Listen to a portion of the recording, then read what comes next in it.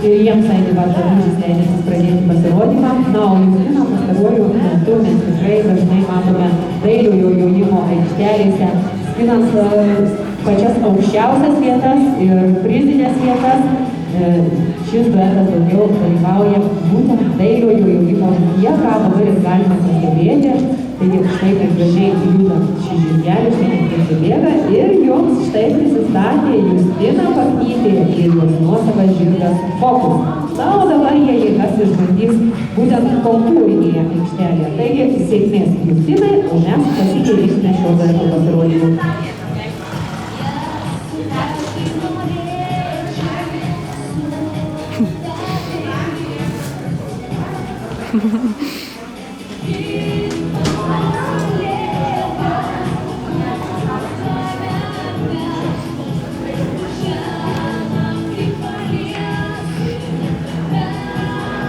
Sako, nelėksiu zodą, duosiu vaikam laimėti.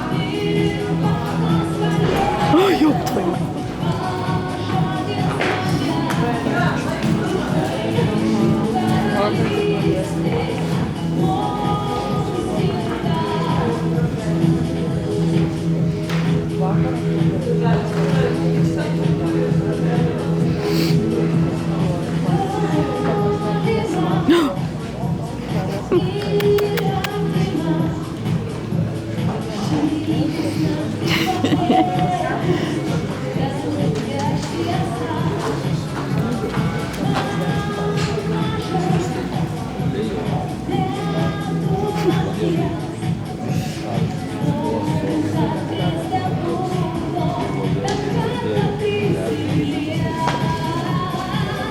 Snaigi. Nu, kad priekis dirba.